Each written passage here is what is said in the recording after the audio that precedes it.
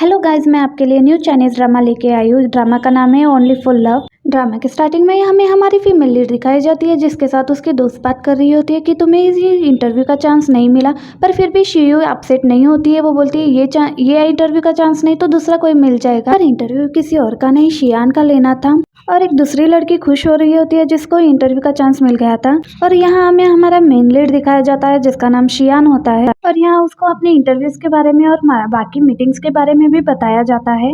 और जैसे ही वो इंटरव्यू लेने वाली का नाम सुनता है तो वो रिजेक्ट कर देता है और बोलता है कि जो पहले लड़की मेरा इंटरव्यू लेने वाली थी उसी को भेजेंगे तो मैं इंटरव्यू दे दूंगा, वरना जो क्वेश्चन है वो भेज दे, वो मैं उसका आंसर दे दूंगा। वो ऐसे बोलता है, किसी से भी पर्सनली नहीं मिलूंगा। इतना सुनते ही उसका जो असिस्टेंट होता है वो बिल्कुल भी चुप हो जाता है और वो आगे कुछ भी नहीं बोलता है। ठीक है बोलता है। फिर हमें शियू को दिखाया जाता है जिसको उसके डायरेक्टर ने बुलाया था। पर ये तो अपने डायरेक्टर के पास जाती है, पर शियू को तो यही लगता है कि उसको रिजेक्ट कर दिया गया होगा और ये इंटरव्यू उसके हाथ से चला गया है। और काफी बातें इंटरव्यू के बारे में कर रही होती है कि आपको मुझे कंफर्ट करने की जरूरत नहीं है, मुझे पता है मुझे कंफर्ट करने की कोशिश कर रही होगी। डायरेक्टर भी इसकी बातें चुप होकर के बस सुन ही रही होती है। डायरेक्टर उसे पूछने लगते है कि आज तो तुम बहुत अच्छे से तैयार होके आई हो, आज कहाँ पर जाना है तुम्हें? तो वो बोलती है कि आज तो मेरे बॉयफ्रेंड का बर्थडे है, इसलिए मैं अच्छे से तैयार होके आई हूँ, मुझे उसके बर्थडे पार्टी में जाना था। और हाँ, मुझे शियान का इंटरव्यू मिल जाता तो मैं उसके बर्थडे पर भी नहीं जाती, मैं इंटरव्यू लेने के लिए जाती, क्योंकि वो अपॉर्चुनिटी मेरे लिए ज़्यादा इंपॉर्टेंट है। ये बातें सुनने के बाद वो उसे बता देती है कि तुम सिलेक्ट हो चुकी हो, तुम्हें ही शियान ने इस इंटरव्यू के लिए सिलेक्ट कर लिया है। और वो तो काफ़ी खुश हो जाती है और कहने लगती है कि मैं तैयारी वगैरह करने के लिए जा रही हूँ। तो वो उसे रोककर पूछने लगती है कि तुम्हारे बॉयफ्रेंड का बर्थडे का क्या होगा? तो वो बोलती है कि उसका बर्थडे भी फिर कभी मना लूंगी, उसका बर्थडे हर साल तो मैं मनाती ही हूँ, और अगर एक बार नहीं मनाऊंगी तो क्या हो जाएगा। ये कहकर वो वहाँ से चली जाती है। और यहाँ हमें शियान दिखाया जाता है, वो एक मीटिंग में जा रहा होता है। मीटिंग में जाने से पहले वो बाहर खड़े होकर देखता है कि कौन कैसे बैठा हुआ है। तो इसका अपना होता है और दो लोग दूसरी कंपनीज के होते हैं। एक तो बिल्कुल अकेला बैठा हुआ था और दूसरा वाला उसकी कंपनी के आदमी से बात कर रहा होता है। ये देखकर वो अपने एम्प्लॉय को कहता है कि मुझे 2 कोल्ड ड्रिंक्स ला दो। और इधर हमें शियू दिखाई देती है, पीसी के सामने बैठकर शियान की तस्वीरें सर्च कर रही होती है। और यहाँ उसे स्टमक पेन भी हो रहा होता है। वो कॉफी पीने जाती है लेकिन उसकी फ्रेंड रोक के उसे दूसरा ड्रिंक दे देती है। लेकिन वो पिक सर्च करने में रहती है कि कहीं पर तो उसकी पिक मिल जाए, उसके फेस का पता चल जाए। पर उसको कोई भी पिक नहीं मिलती है, जो भी पिक मिलती है वो क्लियर नहीं होती है, जिससे उसको पूरे फेस का पता नहीं चलता, जिससे उसको हाफ ही फेस उसका नजर आता है। अब वो तो यही सोच रही होती है मैं उसको पहचानूंगी कैसे, वो इतना एक्टिव भी नहीं है, किसी सोशल मीडिया के सामने आता है, ना ही कोई पिक अपलोड करता है। इधर शियान भी कोल्ड ड्रिंक लेकर अंदर आ जाता है। जैसे ही वो अंदर आ जाता है, दूसरी कंपनी का सीईओ उसे हैंडशेक करने वाला होता है, पर शियान तो उसे फुल इग्नोर कर देता है। पास में बैठे लड़के से बातें करने लगता है, यहाँ तक कि उसे कोल्ड ड्रिंक भी ऑफर करता है, साथ में उसके साथ पी भी रहा होता है। उसके साथ थोड़ी बहुत बातें करने के बाद अपने असिस्टेंट से कहता है कि इसे दूसरे रूम में ले जाओ, मैं इसके साथ बाद में बात करूंगा। ना कहकर उसे वहां से भेज देता है और खुद उनके साथ बात करने के लिए वहां पर बैठ जाता है। और वो बताता है कि मैं तुम्हारे डैड का बहुत अच्छा दोस्त हूँ, मैंने और तुम्हारे डैड ने बहुत सारे कंपनीज एक साथ काम किए हैं, हमारे डैड ने तुम्हारे सामने मेरा नाम तो जरूर लिया होगा। वो बताता है कि जी हाँ, मेरे डैड ने आपका नाम जरूर लिया है। ये बात सुनते ही वो दूसरा आदमी बहुत खुश हो जाता है, लेकिन उसकी खुशी ज्यादा देर तक नहीं रहती। शियान कहता है कि आप मेरी कंपनी के साथ काम करना चाहते हैं तो मुझे उसका प्रॉफिट भी होना चाहिए, ना कि आपको रखने का नुकसान हो, क्योंकि ये एक कंपनी है, ना कोई चैरिटी ऑर्गेनाइजेशन। ये सुनकर उसे तो गुस्सा आ जाता है और वो वहां से चला जाता है। शियान भी उसे जाते हुए नहीं रोकता, बल्कि कहता है कि इसको बाहर तक छोड़कर आओ, क्योंकि उसको बस उसकी कंपनी ज्यादा इम्पोर्टेंट थी। उसके अलावा कोई भी पर्सन उसे अच्छा नहीं लगता था जो उसकी कंपनी को नुकसान पहुंचाए। अब शियान दूसरे पर्सन को जो इस रूम से दूसरे रूम में भेजा था उसके साथ जाकर बात करने लगता है, यहाँ तक कि उसके साथ काम करने के लिए भी तैयार हो जाता है। वो तो खुश होकर वहां से चला जाता है। उसके वहां से जाने के बाद वही वाला एम्प्लॉय आ जाता है जो दूसरे सीईओ के साथ बातें कर रहा होता है। वो आकर उसके बारे में बात कर रहा होता है कि वो कितनी बड़ी कंपनी का मालिक है, अगर वो कुछ भी हमारे बारे में कर दे तो हमें कितना नुकसान हो जाएगा। पर शियान कहता है कि मुझे उस बारे में कोई भी फर्क नहीं पड़ता, मुझे जो चीज चाहिए बस मुझे वही चाहिए, कोई भी मेरी बात को बदल नहीं सकता। ये बात कहकर शियान वहां से चला जाता है और वो दूसरा पर्सन जो है वो फोन में बात कर रहा होता है। और यहाँ शियान फोन में बात करते हुए अपने ऑफिस में आकर बैठ जाता है। उसका असिस्टेंट बताता है कि मिस्टर जैंग आपको एक इम्पोर्टेंट पर्सन से मिलवाना चाहते हैं। ये बात सुनकर वो उसका रेज्यूम देखने लग जाता है। रेज्यूम देखकर उसे पता लगता है कि जो आने वाला पर्सन है उसका नाम यूहा है। और वो एक प्रोफेसर भी है। और ये सब पढ़ने के बाद वो उससे मिलने के लिए तैयार हो जाता है क्योंकि वो आज की पार्टी में आने वाला था। क्योंकि उसे अभी पता चलता है इसलिए वो अपने सारे शेड्यूल वगैरह कैंसिल करने के लिए कहता है, जिसमें वो इंटरव्यू वाला भी होता है। और यहाँ शाओई दिखाई जाती है जो वॉशरूम में आने के बाद अपने बॉयफ्रेंड के साथ बात कर रही होती है। उसको सारी बात के बारे में बता रही होती है, मुझे अचानक इंटरव्यू आ गया है इसलिए मैं तुम्हारे बर्थडे पर नहीं आ पाऊंगी। तो वो कहने लगता है कि ये क्या बात हुई, साल में एक ही बार तो मेरा बर्थडे आता है, तुम वो भी मेरे साथ सेलिब्रेट नहीं करोगी। तो वो कहने लगते हैं कि मैं क्या कर सकती हूँ, अगर मुझे इंटरव्यू ना आता तो मुझे तुम्हारा बर्थडे सेलिब्रेट करने जरूर आना था, पर सॉरी मैं अब ऐसा नहीं कर सकती। तो वो उसकी बात समझ जाता है और कहने लगता है कि कोई बात नहीं, इंटरव्यू ज्यादा इंपॉर्टेंट है और ये तुम्हारे लिए बेस्ट अपॉर्चुनिटी है। शाओई उसे दोबारा से सॉरी वगैरह कहने लगती है। फिर कॉल कट हो जाता है। उसकी दोस्त भी बाथरूम से बाहर आकर पूछने लगती है, हमारे बॉयफ्रेंड ने तुम्हें क्या कहा। वो कहती है कि वो मेरी बात समझ गया है। ये बात सुनकर उसकी फ्रेंड कहने लगती है, तुम्हारा बॉयफ्रेंड तो बहुत ही ज्यादा कूल है, वो ज्यादा चिपकू टाइप का नहीं है जो तुम्हें हर जगह पर जाने के लिए रोके, बल्कि वो तुम्हारी बात को समझता है। ये बात कर उसकी फ्रेंड जैसे वॉशरूम से बाहर जाने लगती है, उसको शियान के असिस्टेंट का कॉल आ जाता है जो उसे बताता है कि आपका इंटरव्यू कैंसिल हो गया है। ये सुनकर वो कहने लगती है कि क्या मतलब मेरा इंटरव्यू कैंसिल हो गया है। तो असिस्टेंट कहने लगता है कि नेक्स्ट वीक में आपको इंटरव्यू लेने के लिए कभी भी बुलाया जाएगा, पर इस वीक में वो बिल्कुल भी फ्री नहीं है जिसकी वजह से वो आपको टाइम नहीं दे सकते। पर आगे से शाओई कहने लगते हैं कि चाहे मुझे इंटरव्यू के लिए 1 घंटे या 2 घंटे भी दे दो, मैं उसी में ही टाइम एडजस्ट करके इंटरव्यू ले लूंगी, चाहे जितना भी टाइम हो जाए, आज नाइट में ही दे दे। पर वो कहता है कि ऐसा नहीं हो सकता। वो ये कहकर वो कॉल कट कर देता है। अब शाओई भी शियान का प्राइवेट स्केड्यूल का पता लगा लेती है और वो प्राइवेट पार्टी का पता लगा लेती है और वो वहां आकर पहुंच जाती है। और वो वहां आकर वो असिस्टेंट को कॉल करती है और उसको बताती है कि जहाँ पर पार्टी हो रही है मैं वहीं पर आ गई हूँ। और वो भी उसको यहाँ पर आए हुए देख लेता है। वो उसको कहता है कि आप यहाँ पे बैठने के लिए जगह ढूंढे, मैं आपको पता करके बता दूंगा कि उनके पास टाइम है भी या नहीं। अब शाओई भी इस बात के बाद एक जगह पर खड़े होकर एक लोगों की बातों को सुनने लगती है जो वहाँ पर प्रोफेसर यू के बारे में बात कर रहे होते हैं। उनकी बातों को अच्छे से सुनने के बाद वो जैसे ही अंदर पार्टी में जाने लगती है, डोर ओपन देखकर वो भी अंदर देखने लगती है। वहाँ पार्टी में प्रोफेसर यू भी होता है पर ये बिल्कुल भी नोट नहीं करती। और यहाँ शियान दिखाया जाता है जो यहाँ पे रेडी हो रहा होता है। उसका असिस्टेंट उसके पास आकर सारी बातों को बताने लगता है। आपका फ्रेंड क्वांजिंग बस 10 मिनट में पहुंच रहा है। उसके फेस को देखते हुए शियान उसे पूछने लगता है, तुम्हें और भी कुछ बात करनी है। तो वो भी शाओई के बारे में उसे बताने लगता है। वो यहाँ पर भी आ गई लेकिन मुझे नहीं पता उसे आपके प्राइवेट शेड्यूल के बारे में कैसे पता चला, और वो चाहते हैं कि आप उसे इंटरव्यू दे दे। तो शियान कहने लगता है कि मैंने बोला तो था कि मेरे पास टाइम नहीं है, क्या तुमने उसे इस बारे में नहीं बताया। वो बोलता है कि मैंने उसे इस बारे में बताया तो था, लेकिन वो फिर भी यहाँ आ गई।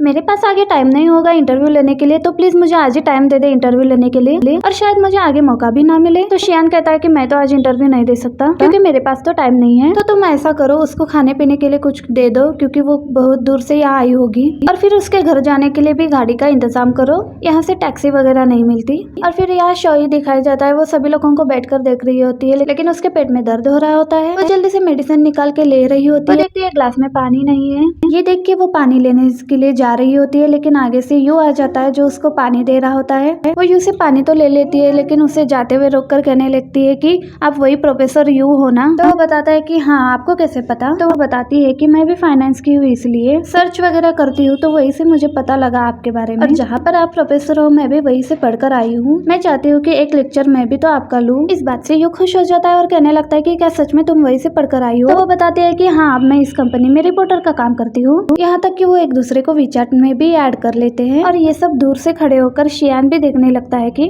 अभी तक उसे शाओई के बारे में नहीं पता होता है। बताने लगता है कि ये वही लड़की है जो आपका इंटरव्यू लेना चाहती है। शियान जैसे शाओई का नाम सुनता है तो उसे एक फ्लैशबैक याद आ जाता है जहाँ वो इस यूनियन में गया होता है जहाँ पर शाओई को अवार्ड मिलता है। जहाँ शाओई का नाम सुनता है उतने में उसे कॉल आ जाता है। कॉल आंसर करने के लिए वो वहाँ से उठकर चला जाता है। इस वजह से वो शाओई का फेस भी नहीं देख पाता है और वो प्रेजेंट में आ जाते हैं जहाँ पर इसका फ्रेंड क्वांजिंग भी आ चुका होता है। शियान तो उसके साथ खड़ा हुआ था और यहाँ शाओई से बातें कर रहा होता है, और जैसे ही वो पीछे मुड़कर देखता है वो लोग भी उसे अपने पास बुला लेते हैं। उनको देखकर यहाँ से अक्यूज लेकर वो वहाँ से चला जाता है। उसके जाने के बाद शाओई मेडिसिन ले लेती है और वो शियान को जाते हुए देखती है। उसे देखते ही पहचान जाती है और वो उसके पीछे भागने लगती है। आगे से सिक्योरिटी वाले उसे रोक लेते हैं और उसे अंदर जाने नहीं देते क्योंकि वो एक प्राइवेट पार्टी थी। और अंदर जाने के बाद शी और यू साथ में ड्रिंक कर रहे होते हैं और थोड़ी बहुत बातें भी कर रहे होते हैं। और यहाँ पर वांशी भी सभी लोगों को यो की इंट्रोडक्शन दे रहा होता है, सबको उसके बारे में बता रहा होता है। उसके बाद वो तीनों बात करते हैं और शाओई को दिखाया जाता है जो अपने बॉयफ्रेंड का आने का वेट कर रही होती है। वेट कर ही रही होती है तभी पर वहाँ पर एक पर्सन आके उसे पहचान लेता है और कहने लगता है कि तुमने जो मेरे लिए मैगजीन लिखी थी वो बहुत अच्छी गई, यहाँ तक कि उसको लिफ्ट देने के लिए भी बोलता है। तब वो कहने लगती है कि मैं अपने बॉयफ्रेंड का वेट कर रही हूँ। अब ये सुनकर वो तो वहाँ से चला जाता है। तब दूसरी कार वाला उसे बुलाने लगता है कि तुम मेरे साथ आ जाओ, इतनी तेज बारिश हो रही है। अब वो फ्लर्टी सा लड़का देख उसे भी मना कर देती है। वो बोलती है कि मेरा बॉयफ्रेंड आने वाला है। तो वो उसका मजाक उड़ाकर वहाँ से चला जाता है और बोलता है कि तुम्हारा बॉयफ्रेंड होता तो तुम उसका यहाँ वेट नहीं कर रही होती। शुए को उसके इस बात पर बहुत ज्यादा गुस्सा आ रहा होता है और बार बार शिंगजाओ को कॉल कर रही होती है कि तुम अभी तक क्यों नहीं आए हो। वो कहता है कि ट्रैफिक में फंसा हुआ हूँ, पहुँचने वाला हूँ। और शियान को दिखाया जाता है जो अपनी कार से आ रहा होता है। उसका असिस्टेंट शाई को देखकर कहने लगता है कि ये अभी तक यहीं पर खड़ी हुई है। ये देखकर शियान उसे कहने लगता है मैंने तुमसे कहा था ना उसके लिए कार का बंदोबस्त करवा देना। हाँ, मैंने उसे कहा था लेकिन उसने भला मना कर दिया क्योंकि उसका बॉयफ्रेंड उसे लेने आने वाला था, इसलिए मैंने उसके लिए कार का बंदोबस्त नहीं करवाया। तो शियान यहाँ पर बोलता है कि ठीक है चलो अपनी कार को साइड में लेकर जाओ। ये जैसे ही कार साइड में लगाते हैं शाओई को लगता है फिर से कोई लिफ्ट देने वाला आ गया है। कार को देखते ही शाओई बोलने लगती है कि मुझे पता है बारिश तेज हो रही है, मुझे तुम लिफ्ट का पूछने वाले हो, लेकिन मेरा बॉयफ्रेंड आने वाला है। इतना बोलने के बाद वो कार की तरफ देखती है तो विंडो नीचे होने के बाद उसे पता चलता है कि वो शियान है। उसे देखने के बाद वो बिल्कुल शॉक हो गई कि वो उसने ये क्या बोल दिया। ये सुनने के बाद शियान भी वहाँ पर नहीं रुकता, वहाँ से चलने के लिए बोल देता है। असिस्टेंट शियान को समझाने की कोशिश कर रहा होता है। वो काफी ज्यादा थक गई होगी ना बारिश में खड़े हो होकर, और देखो कितनी प्यारी भी थी और थोड़ा गुस्सा भी आया होगा इसलिए उसने ऐसा बोल दिया होगा। उसकी बातें सुनकर शियान बोलता है कि अच्छा वो तुम्हें इतनी प्यारी लगती है और उसकी तुम्हें बहुत ज्यादा फिक्र हो रही है ना, तो एक काम करो तुम असिस्टेंट का काम छोड़ दो, गॉसिप वाला काम चालू कर दो। ये सुनकर वो कहने लगता है कि नहीं मेरा ऐसा कोई मतलब नहीं था। ये बातें उनकी चली रही होती है कि असिस्टेंट देखता है कि शुई को उसका बॉयफ्रेंड सच में लेने के लिए आ गया था। ये बात वो शियान को भी बताता है कि वो सच बोल रही थी, उसका बॉयफ्रेंड सच में उसे लेने के लिए आ गया है। मुझे नहीं पता था इतनी प्यारी लड़की का भी बॉयफ्रेंड हो सकता है। शाओई जो जाओ के साथ बैठकर जा रही थी वो उसे पूछने लगती है कि तुम्हारी पार्टी कैसे रही। तो वो कहता है कि मेरी गर्लफ्रेंड नहीं थी तो मेरा बर्थडे कैसे गुजर सकता है। तो ये उसे पूछती है कि तुम्हारे साथ बर्थडे पर कौन था। तो वो कहता है कि गेस करो कौन हो सकता है। तो वो उसके फ्रेंड का नाम लेती है। तो वो कहती है कि वो काफी अच्छी परफ्यूम लगाता है, मुझसे पूछ कर आना, हम तुम्हारे लिए वही ले लेंगे, तुम पर भी वो परफ्यूम सूट करेगा। जाओ के फेस से ऐसा लग रहा होता है कि वो कोई ना कोई बात छुपा रहा होता है, पर फिर भी शोई का घर आ जाता है तो वो उसके गाल पर किस करके वहां से चली जाती है घर के अंदर। जैसे ही वो घर के अंदर जाती है जाओ कॉल अटेंड करता है जो उसे बार बार कॉल आ रहा था। कॉल अटेंड करते ही उसे एक शॉकिंग न्यूज़ मिल जाती है जिसे वो सुनते ही वो वहाँ से जल्दी से चला जाता है। और शाओई भी घर में पहुंचने के बाद अपने मोबाइल को ढूंढ रही होती है जो उसे कहीं पर भी नहीं मिलता है। वो सोचती है कि जाओ के घर में रह गया होगा, यही पता करने के लिए वो अपने लोकेशन को चेक करती है और देखती है कि वो जाओ तो हॉस्पिटल की तरफ जा रहा है और वो सोचती है कि क्या उससे बीमार है वो या उसका कोई एक्सीडेंट तो नहीं हो गया। ये देखते ही वो जल्दी से वहाँ से हॉस्पिटल के लिए निकल जाती है घर से। वो यहाँ पर जल्दी से हॉस्पिटल की तरफ पहुँच जाती है और वहाँ एक कार से टकरा जाती है और यहाँ पर वो हॉस्पिटल के पास आती है तो वो देखती है कि जाओ किसी और लड़की के साथ आ रहा है। वो सोचती है कि वो उसकी फ्रेंड होगी, पर जब वो आगे जाके देखती है तो वो देखती है कि वो दोनों एक दूसरे को किस कर रहे होते हैं और यहाँ पे उसे शॉक लगता है और उसके हाथ से अम्ब्रेला गिर जाता है और वो वहाँ से टैक्सी पकड़ के अपने घर के लिए निकल जाती है और उसका दिल टूट चुका होता है, वो बहुत रो रही होती है। इधर जाओ को भी दिखाया जाता है जो अपने गर्लफ्रेंड के पास ही खड़ा होता है, उसके पास से जाने लगता है पर उसकी गर्लफ्रेंड जो है वो उसे रोक लेती है।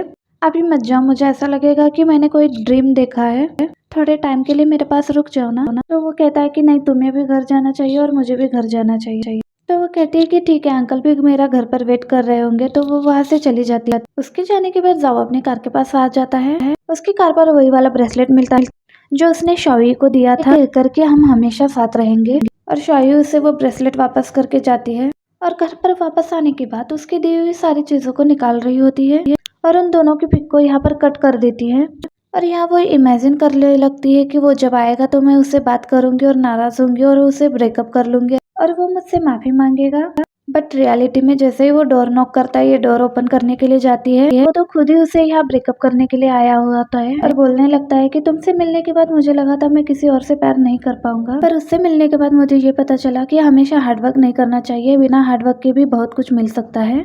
और तुम्हें पता है कि उसकी फैमिली बहुत ही रिच है, तो मुझे वहाँ ज्यादा हार्डवर्क नहीं करना पड़ेगा, इसलिए मैंने उसे चूज किया है। आखिर ये मेरी जिंदगी का इम्पोर्टेंट डिसीजन है। अगर तुम चाहती हो तो हम बहुत अच्छे फ्रेंड्स बन सकते हैं। इतना सुनते ही शौवी उसकी दी हुई चीजों को वापस कर देती है और डोर बंद कर देती है और कहती है कि कभी भी मैं तुमसे दोस्ती ना करूं। डोर क्लोज करके वो रिलैक्स हो ही रही होती है कि बाहर से कुछ आवाजें आती है और वो देखती है कि जाओ तो बॉक्स को चेक कर रहा होता है और वो उसमें से किसी चीज को ढूंढ रहा होता है और उसे वो चीज मिलते ही वो वहां से चला जाता है। उसकी ऐसी हरकतों को देखकर शौवी को बहुत गुस्सा आता है और यहाँ पर शौवी की फ्रेंड बाई को दिखाया जाता है जो एक बार में आकर बैठ गई होती है। एक लड़का उसे देखकर उसके पास आ जाता है और उसके साथ फ्लर्ट करने लगता है पर वो उस लड़के को भाव नहीं देती और वो बोलती है कि तुमने एक ड्रिंक ही तो दिला दिया है और ऐसा क्या कर दिया जो मैं तुम्हें खुद को दे दूं। इतना कह के वो वहां से चली जाती है। बाई शोए के घर पर आकर बैठी हुई रहती है। शोए से पूछने लगती है कि तुम्हारे बॉयफ्रेंड ने तुम पर चीट किया तो तुमने क्या किया। वो कहती है कि कुछ भी नहीं किया, एक दो जगह पर टांगे मार दी। तो वो बताने लगती है कि जब मेरे साथ ऐसा हुआ था तो मैंने अपने कार को ही मार दिया, उल्टा मुझे ही नुकसान झेलना पड़ा। शुक्र है तुमने ऐसा कुछ भी नहीं किया, बहुत ही कर्जा तुम पर आ जाता। शाही बताने लगती है कि मैंने उसे जब उसकी चीजें दे दी तो उसमें से वो एक ही चीज लेकर गया, वो है जो गोल्डन बैंड। ये देखकर तो मुझे उस पर और भी ज्यादा गुस्सा आने लग रहा था। पहले तो मैं सैड थी पर ये देखने के बाद मुझे उस पर और भी ज्यादा गुस्सा आ रहा है। बाई भी उसे समझाने लगती है कि तुम्हें कुछ ऐसा बनना है कि वो तुम्हें देखते ही देखते रह जाए। शाही भी यह बोलती है कि हाँ तुम बिल्कुल सही बोल रही हो। इधर श्यान दिखाया जाता है, वो यहाँ पर किसी चीज के बारे में सर्च कर रहा होता है और उसके सामने सिर्फ शौई का ही फेस आ रहा होता है। उतने में ही उसे एक फोन कॉल आ जाता है। शौई जो ग्लासेस लगाने के बाद अपने काम के लिए आती है, उसे बीच में उसकी राइवल मिल जाती है। वो उससे पूछ रही होती है कि तुम्हारे इंटरव्यू का क्या हो गया। तो बोलती है कि श्यान इस वीक बिजी है तो उसने इंटरव्यू का शेड्यूल आगे कर दिया है। और वो बोलती है कि श्यान इंटरव्यू को हमेशा आगे पीछे करते रहता है, क्या पता तो वो तुम्हें इंटरव्यू भी ना दे। शौई बोलती है कि ऐसी कोई बात नहीं है, हम जर्नलिस्ट हैं, हमारे साथ ऐसा होता ही रहता है, हमें इस चीज के लिए रेडी रहना चाहिए और मैं तो इंटरव्यू का वेट करूंगी। ये कहकर अपने एडिटर इनके ऑफिस में आ जाती है। वो वहां आने के बाद उसे इंटरव्यू के बारे में बताया जाता है और वो भी बोलती है कि उन्होंने शेड्यूल को आगे कर दिया है, मुझे नहीं पता वो इंटरव्यू को कब कर। इन कहती है तुम्हें उसके असिस्टेंट को पूछते रहना है और वो पूछती है कि तुमने यहाँ पे सनग्लासेस क्यों लगाए, यहाँ पे तो धूप नहीं है। तो वो उसके सामने सनग्लासेस उतारती है। वो देखती है कि उसके आंखें नीचे से स्वेल हो गई है। वो देखकर ये बोलती है कि तुम्हारा इंटरव्यू कैंसिल हो गया था तो तुम अपने बॉयफ्रेंड के बर्थडे पर चली जाती ना। उसका रिएक्शन देखकर एडिटर भी कह देती है कि क्या मतलब तुम्हारे बॉयफ्रेंड ने तुम पर चीट किया क्या। उसके एक्सप्रेशन देखकर वो हंसने लगती है। ये देखकर शौई बोलती है कि एक तो मेरे बॉयफ्रेंड ने मुझ पर चीट किया है और आप मुझ पर हंस रही है। तो वो उसके पास आकर कहने लगती है कि मुझे तो तुम दोनों की जोड़ी पहले से ही अच्छी नहीं लगती है, पहले ही लगता था कि वो या तुम दोनों में से कोई एक ब्रेकअप कर लेगा। और वो कहने लगती है कि तुम्हारे लिए ऐसा लड़का नहीं बना बल्कि तुम्हारे लिए तो कोई और लड़का बना होगा। तो शायद पूछने लगती है कि किस तरह का लड़का मेरे लिए बना होगा। तो वो कहती है कि तुम हार्ड वर्किंग को जॉब करती हो, सेल्फ डिपेंड हो, तो ऑब्वियसली तुम्हारे लिए तुम्हारे जैसा ही कोई और बना होगा, तुम्हें अब तुम्हारे इंटरव्यू पर फोकस करना होगा। तो शाही इस बात से खुश हो जाती है और बोलती है कि हाँ मुझे अब मेरे इंटरव्यू पर फोकस करना है। और जैसे ही वो बाहर आती है उसके कलीग्स उसे देखकर जलने लगते हैं और बोलने लगते हैं कि कैसे इसकी एडिटर के साथ बनती है। वहां से कभी भी डांट कर नहीं आती बल्कि हंस कर आती है। और यहाँ शाही भी अपना काम खत्म करके तो वो एक जगह पर आ जाती है कुछ लेने के लिए। और वहाँ पे आते ही उसे कुछ याद आने लगता है कि एक बार जाओ ने उसे यहाँ से कुछ दिलाया था, उसे वो याद आने लगता है। और वहाँ पर ही जाओ और उसकी न्यू गर्लफ्रेंड का एंट्री हो जाती है। उन्हें देखकर ये उन्हें देखने लगती है कि ये लोग क्या बातें कर रहे हैं। उनकी बातें सुनकर ये उल्टे सुल्टे मुंह बनाने लगती है। तो शियो भी शावी को खड़े हुए देखती है और जाओ को कहने लगती है मुझे वहाँ से कुछ दिला दो। जाओ जैसे ही मुड़कर देखता है वो शावी को देखता है और वो शी को रोकने के लिए कोशिश करता है पर शी तो रुकने की कोशिश नहीं करती, उल्टा वो शावी को धक्का मारकर वहां पर खड़ी हो जाती है और मुझे ये दिला दो ऐसे बोलती है। शावी उसे कुछ कहती नहीं है, उसकी बैच की तरफ देखती है और बैच की तरफ देख के वो जाओ को कहने लगती है इसको तो हर चीज सेकेंड हैंड ही पसंद है। ये बात कहने के बाद वो तो वहां से चली जाती है। शिनली जाओ से कहने लगती है कि उसने तुम्हें सेकेंड हैंड कहा, पर उसको गोल्डन बैच के बारे में पता ही नहीं होता है।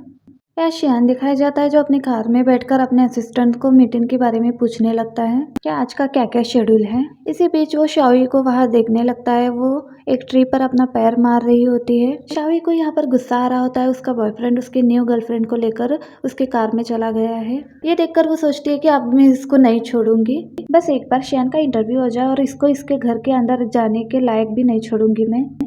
शियान भी जब वहाँ से जाने वाला होता है तो इतने में वहाँ पर शाओई आ जाती है और पूछने लगती है कि मेरे मोबाइल का बैटरी खत्म हो गई है, क्या आपके पास पावर बैंक है। अब उसने तो उसका हाफ फेस देखा था इसलिए वो शियान को पहचान नहीं पाती थी, पर शियान कहता है कि मेरे पास पावर बैंक नहीं है। तो वो बोलने लगती है कि मुझे एक राइड दे दो, मैं आपके कार में बैठकर अपना मोबाइल चार्ज कर लूंगी। ये सुनते ही शियान अपना विंडो ओपन करता है तो शाओई उसे देखते ही रह जाती है और वो सोचने लगती है कि मैं इसके कार के पास कैसे आ गई।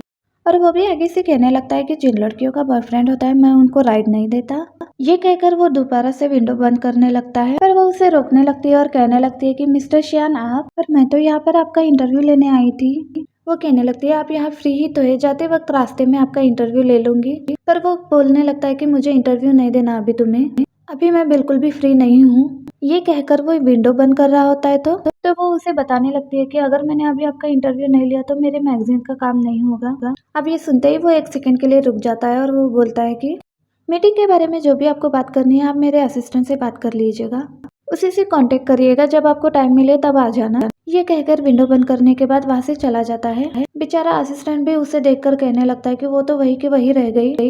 शियान उसे बोलता है कि अगर तुम्हें उसकी इतनी परवाह हो रही है तो तुम भी कार से निकलकर उसके साथ टाइम अरेंज करवा लो। तो वो बेचारा आगे से वहाँ चुप हो जाता है और इधर एडिटर मैनेजर दिखाई जाती है जो याओ लिंग उसकी राइवल को अपने पास बुला लेती है, उससे इंटरव्यू के बारे में बातें वगैरह कर रही होती है। तो वो भी शाओई के बारे में पूछ लेती है कि उसका इंटरव्यू क्यों नहीं हो पा रहा है। वो बोलती है कि वो इंटरव्यू कैंसिल हो गया था, आगे उसका शेड्यूल हो जाएगा, वो ले लेगी, इसलिए तुम्हें उसके बारे में टेंशन लेने की जरूरत नहीं है। चाहे ये वाला इंटरव्यू तुम नहीं ले पाई हो, पर मुझे ये पता है कि तुम उससे ज्यादा काबिल हो, इसलिए तुमको उससे कंपेयर करने की जरूरत नहीं है, बल्कि आगे वाली इंटरव्यूज के लिए तैयारी करो। मैंने तो तुम्हारा नाम भेजा था पर उन्होंने उसको सिलेक्ट कर लिया है और मैं उनको क्या बोल सकती हूँ। ये बात सुनने के बाद वो वहाँ से चली जाती है और इधर बाई ई दिखाई जाती है जो शाओई के पास आकर उसको सब कुछ बता रही होती है कि शियान की एक नाइस भी है जो कोई और नहीं बल्कि जाओ की ही गर्लफ्रेंड है। अब ये सुनने के बाद वो कहने लगती है अब मैंने जिसका इंटरव्यू लेने के लिए जाना है उसकी ही नाइस जाओ की गर्लफ्रेंड है,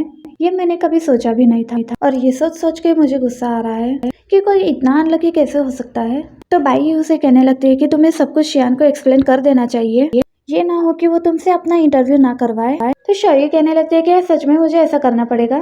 तो बाई कहने लगती है हाँ सच में तुम्हें ऐसा करना पड़ेगा, ये ना हो जाए कि तुम्हें अपने इंटरव्यू से भी जाना पड़ेगा। शियान दिखाया जाता है जो अपने असिस्टेंट के साथ बात करते हुए जा रहा होता है कि इस हफ्ते की मेरी क्या क्या शेड्यूल है। तो वो बताता है कि आपका पूरा हफ्ता बिजी है, कोई भी फ्री टाइम नहीं है। अब ये सुनकर शियान कहता है कि उस इंटरव्यू का क्या करना है, उसको भी जल्दी किसी टाइम पर अरेंज करवा दो। तो वो कहता है कि आपके पास इस वीक में तो कोई भी टाइम नहीं है। तो वो कहता है कि इसी वीक में करवाना है। तो वो कहता है कि चलो ठीक है मंडे को रखते हैं। ये सुनकर शियान अपने ऑफिस में चला जाता है और उसका असिस्टेंट उसे आकर बताता है कि आपके बोर्ड ऑफ डायरेक्टर्स के साथ मीटिंग है, जिस मीटिंग में ये जाता तो है पर उन लोगों की बात से थोड़ी उल्टी बातें करता है, जैसे कि मुझे कि ये चीज चाहिए और ये चीज नहीं चाहिए। उसकी ये बातें सुनकर सभी को गुस्सा भी आ रहा होता है, पर उसकी बात के आगे से कोई कुछ भी नहीं बोल रहा होता है। जैसे कि अगर तुमसे कोई गलती हो जाए तो तुम्हें हर चीज़ की एक्सप्लेनेशन देनी पड़ेगी कि कहाँ गलती हुई है। वो कहता है कि हाँ मैं क्लियर करने के लिए तैयार हूँ, पर मुझे पता है कि कुछ भी गलत नहीं होगा। ये बातें होने के बाद अपने ऑफिस में आकर बैठा होता है तो उसके पास कोई भी काम नहीं होता है क्योंकि ये वीक एंड हो गया होता है। पर उसका असिस्टेंट कहने लगता है आपने फुल वीक काम किया है तो आपको रेस्ट करना चाहिए। वो बोलता है रेस्ट भी कर लूंगा, तो बताओ आगे और क्या काम है। वो कहता है कि काम तो अभी कोई भी नहीं है। इतने में उसे शाओई का मैसेज आ जाता है। मैसेज देखते ही वो उसे बताता है कि आपको फाइनेंस न्यूज में इंटरव्यू देना है, तो क्या मैं उनको बुला लूँ। वो कहने लगता है कि हाँ ये पहले तुम्हें क्यों याद नहीं आया उसको जरा बुलाना। लेकिन उसे याद आ जाता है कि उसे कल हॉर्स राइडिंग के लिए जाना था, तो क्यों ना मैं उसे वहां बुला लूं। यही सोचकर वो उसको आज नहीं बुलाता बल्कि कल का टाइम दे देता है। अब जैसे ही शाओई को ये बात पता चल जाती है कि फाइनली उसको इंटरव्यू मिल गया है, वो मैसेज देख के बहुत खुश हो जाती है और तैयारी वगैरह करने के लिए वो वहां से चली जाती है। वहां से जाने के बाद उसके राइवल वहां पर आ जाती है और यहाँ वहाँ देखने लगती है कि उसे कोई ना कोई चीज मिल जाए जिससे वो उसके काम में गड़बड़ी कर सके, और उसको एक फाइल मिल भी जाती है। अब शाओई भी घर पर आकर वीडियो कॉल करके अपने फ्रेंड को कपड़े वगैरह दिखा रही होती है कि मुझे क्या पहनकर जाना चाहिए। उसको काफ़ी फिटिंग वाले कपड़े बता रही होती है, तुम्हें यही पहनना चाहिए ताकि शियान की तुमसे नजरें ना हट पाए। तो वो कहती है कि तुम्हें पता है वो कितना रूड है, वो तो मेरी तरफ देखेगा भी नहीं, है तो वो एक लड़का ही ना और तुम एक लड़की हो।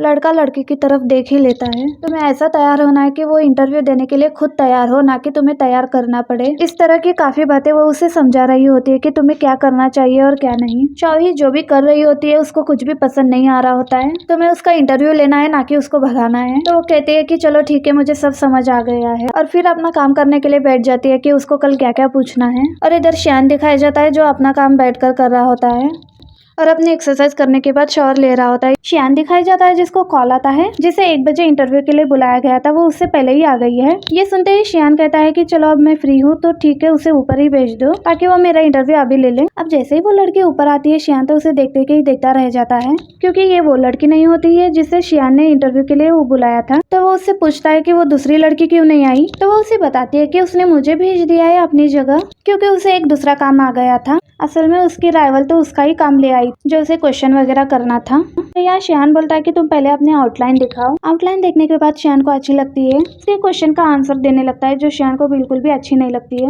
पर फिर भी वो उनका आंसर देने लगता है। शाओही दिखाई देती है जो अपने टाइम पर आती है और सिक्योरिटी वाला उसे पूछने लगता है कि क्या सभी जर्नलिस्ट इतनी क्यूट होती है।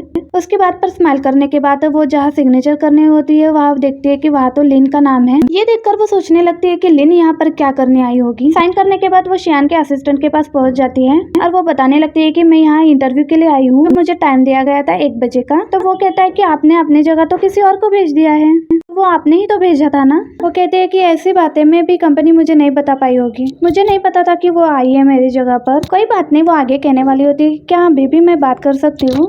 और यहाँ श्यान अपने ऑफिस से बाहर आ रहा होता है तो शाओही उसे देखते की देखती रह जाती है और उसे लगता है कि वो उसे देखते ही उसे बुलाएगा इंटरव्यू के लिए, पर वो उसे देखता ही नहीं, उसे इग्नोर करके वहाँ से चला जाता है और शाओही उसके पीछे भागने लगती है। मैं आपका इंटरव्यू लेने के लिए आई थी, पर मेरी जगह पर कोई और इंटरव्यू ले गया है, पर मैं अभी भी आपका इंटरव्यू लेना चाहती हूँ। ऐसा नहीं हो सकता, मैंने इंटरव्यू पहले ही दे दिया है। ये कहकर वो वहाँ से जाने लगता है। दोबारा से शाओही उसे रोकती है और कहने लगती है कुछ क्वेश्चन अभी भी रह गई है। ये सुनकर वो बोलने लगता है कि मुझे तुम पहले अपने क्वेश्चंस बताओ, उसके बाद मैं डिसाइड करूंगा कि मैं इंटरव्यू दूंगा या नहीं। अब वो अपने क्वेश्चंस पूछ रही होती है, उसके क्वेश्चन उसे बहुत अच्छे लगते हैं, जिसकी वजह से वो श्यान उसे कुछ भी नहीं बोलता और वहाँ से जाने लगता है। इसका मतलब हाँ होता है। अब वो उसको अपने साथ लेकर जा रहा था। अब तीनों लिफ्ट में वहाँ पर जा रहे होते हैं। श्यान को उसकी नीस का कॉल आता है, पर वो नहीं उठाता है और वो अपने असिस्टेंट से कहता है कि उससे कहो अगर वो मुझसे तमीज से बात करेगी तो मैं उससे बात करूंगा, वरना नहीं करूंगा। अभी ये सारी बातें शाओही भी सुन रही होती है और वो सोचती है कि ये कितना रूड है, अपनी नीस से भी अच्छे से बात नहीं कर रहा, और फिर सोचती है कि वो जो भी कर रहा होगा ठीक ही कर रहा होगा ना, मुझे क्या।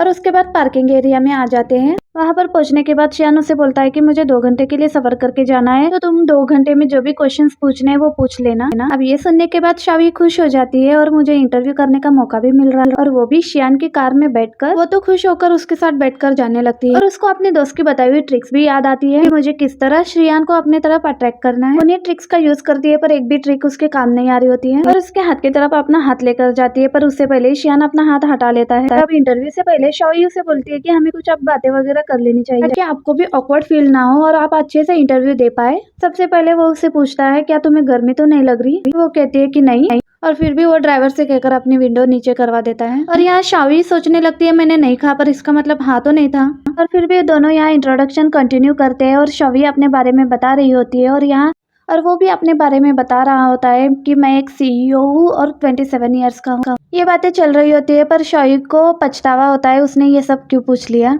ये तो काफी ज्यादा ऑकवर्ड हो गया है।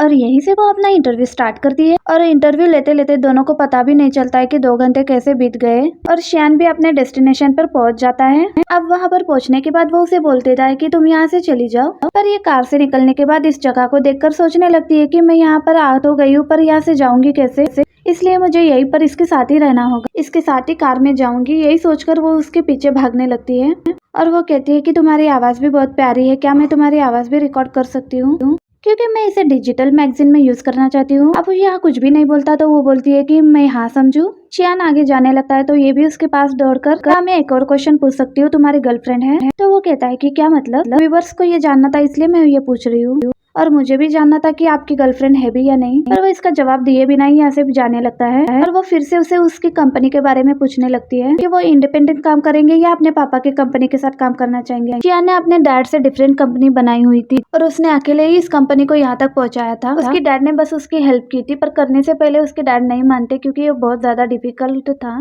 और तुम्हें ये वाला डिसीजन नहीं लेना था, बल्कि तुम्हें मेरे कंपनी में मेरे साथ काम करना था। तो वो कहता है कि मेरा ब्रदर इन लॉ आपके साथ काम तो कर रहा है ना। तो उसके पापा बोलते हैं कि तुम्हारे नाम के साथ मेरा नाम जुड़ा हुआ, तो तुम्हें मेरे साथ काम करना चाहिए था, ना कि खुद की कंपनी बनाना था।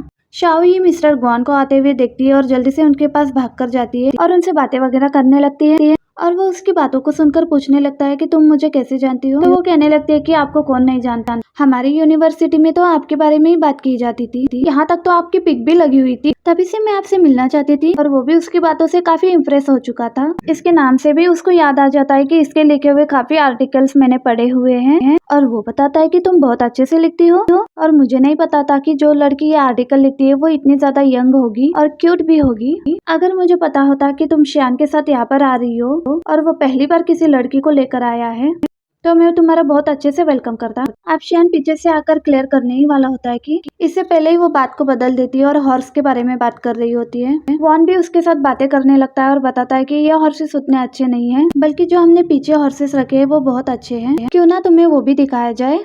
अब उन्होंने तो शाओई को इनवाइट कर लिया था और कहने के बाद वहाँ से चले जाते हैं। शाओई शियान के पास आकर कहने लगती है कि आप बोलो, कुछ बोलोगे नहीं, मुझे तो उन्होंने खुद इनवाइट किया है। अब शियान आगे से कुछ नहीं बोलता और वहाँ से चला जाता है। और ये भी उसके पीछे पीछे भाग रही होती है। जैसे ही वो कपड़े चेंज करने के लिए अंदर जाने लगता है, वो बोलता है कि क्या तुम भी मेरे साथ अंदर आओगी। तो वो कहती है कि नहीं नहीं, आप अंदर जाओ, मैं आपका बाहर खड़े रहकर वेट करूंगी। अब ये ड्रेस चेंज करने के लिए अंदर चला जाता है। इतने में मिस्टर ग्वान भी वहाँ आ जाते हैं। उसे देखकर वो कहने लगते हैं कि अगर तुम हॉर्स राइडिंग करना चाहती हो तो मैं तुम्हें अपने वाइफ के कपड़े दे दूंगा, उसके वाले राइडिंग वाले कपड़े पहन लो। ये कहकर वो उसे अपने साथ अंदर लेकर चला जाता है। जैसे ही वो अंदर जा रही होती है तो वो शियान को भी ड्रेस चेंज करते हुए देख रही होती है और उसको भी कपड़े मिल गए थे। वो भी चेंज करने के लिए जाती है वहाँ पर और सोच रही होती है कि क्या वो अब तक चला गया होगा। और जैसे ही उसको शूज की आवाजें आने लगती है तो वो भी उसको बहाने से अपने पास बुलाने लगती है कि मुझसे ये बेल्ट नहीं लग रहा। अब शियान उसकी बात सुनकर उसके पास जाने तो लगता है, तो उसे याद आने लगता है कि ये मुझे अपने ट्रिक में ले रही होगी। तो वो उसके पास नहीं जाता और बोलता है कि अगर लगाना है तो लगा लो, अगर तुम्हें राइडिंग नहीं करनी है तो मेरी तरफ से ना करो। ये कहकर वो वहाँ से चला जाता है। शाओई ये सोचने लगती है कि ये कैसा इंसान है, कितना सख्त दिल है, और मैं भी किसी से कम नहीं, इसको नरम मैं खुद ही कर लूंगी। कोई ना कोई ऐसा एक पॉइंट तो जरूर होगा जहाँ पर वो अपना शक्ति मुझ पर नहीं दिखा पाएगा। अब ये भी अपना राइडिंग सूट पहनकर आ जाती है और इसको भी अपना एक हॉर्स दे दिया जाता है। और उसको उसका हॉर्स मिलते ही वो अपने हॉर्स से बातें करने लगती है। तुम तो बिल्कुल एक प्रिंस हो। तो शियान उसे बताता है कि एक प्रिंस नहीं प्रिंसेस है। तभी शोयू से कहते हैं कि क्या तुम मुझे सिखाओगे नहीं राइडिंग कैसे करते हैं। तो वो उसको सिखाने के लिए तैयार हो जाता है। पहले उसको बिठाता है और फिर खुद बैठ जाता है। अब शोयू तो उसके साथ बैठकर थोड़ा सा शाय फील कर रही होती है। कहकर वो उसे हॉर्स चलाना सिखा रहा होता है, लेकिन उसके दिमाग में खुराबती आइडिया आता है, इसलिए वो हॉर्स को भगाने लगता है। और बेचारी शोयू की भी हालत यहाँ पर खराब हो जाती है। वो तो स्लो करने का बोल रही होती है पर वो तो स्लो नहीं हो रहा होता है। हॉर्स को रोकते ही वो जल्दी से नीचे उतर जाती है। उसे ठीक से खड़ा भी नहीं हुआ जा रहा होता है। शियान उसे कहता है कि क्या तुम्हें अभी भी हॉर्स राइडिंग सीखनी है। वो कहती है नहीं नहीं नहीं। फिर साइड में आकर बैठकर पानी पीने लगती है। और मिस्टर ग्वान शियान के पास आकर कहने लगते हैं कि तुमने तो कहा था कि तुम्हारे पास टाइम नहीं है यहाँ पर आने के लिए, तुम यहाँ भी आए, इतना टाइम भी यहाँ गुजार लिया और अभी तक यहीं पर हो। क्या ये सब उस लड़की की वजह से है? वैसे वो लड़की काफी ज्यादा यंग है और बिल्कुल तुम्हारे टाइप की है। इस पर शियान कहने लगता है ऐसा कुछ भी नहीं है, ना ही हमारे दिल में कुछ है, मेरा दिल किया तो मैं यहाँ आ गया। मिस्टर ग्वान भी यहाँ उसके नीस के बारे में बात करने लगते हैं। वहाँ अब्रॉड से पढ़कर वापस आ चुकी है और उसको क्या काम दिया जाए और उसको कौन से वाला पार्ट चूज करना चाहिए, तुम्हारे वाला या मेरे वाला। पर मैं सोच रहा हूँ उसको ऐसा देना चाहिए जिसमें वो सीख भी पाए, क्योंकि उसने अभी तक कुछ भी सीखा नहीं है। इसी बीच वो काफी कंपनीज के बारे में सोचते हैं, पर लास्ट में उसको जर्नलिस्ट बनाने का ही सोचते हैं। और वो भी ऐसी कंपनी के अंडर ही काम करवाना चाहते थे कि जहाँ उसको ठीक से सिखाया जाए, उस पर सख्ती किया जाए, क्योंकि सख्ती करने से इंसान सीखता है। और फिर उसे उसकी कंपनी के बारे में बात करने लगता है। तुम्हारी कंपनी मीन्स तुम्हारे पेरेंट्स वाली कंपनी काफी ज्यादा क्राइसिस से गुजर रही थी, तो कंपनी ने काफी ज्यादा हेल्प की थी, तो उनका एहसान कभी मत भूलना, उनकी भी हेल्प करना। ये सारी बातें मिस्टर ग्वान उसे समझा रहे होते हैं। बाद में उसके नीस के बारे में बात कर रहे होते हैं। तुम्हें किसी जर्नलिस्ट से पता करवाना चाहिए और उसका जॉब भी लगवाना चाहिए। वो तो इनडायरेक्टली शोई के बारे में बात कर रहे होते हैं ताकि वो उसी की कंपनी में जाए उसके सामने। पर आगे से शियान कहता है कि आप किसी जर्नलिस्ट को नहीं जानते, आप किसी से बात कर लीजिएगा। और वो कहते हैं कि तुम्हें तो पता ही होगा, हर टाइम मैं उन्हीं से गिरा रहता हूँ, पर तुम्हें बात करनी चाहिए।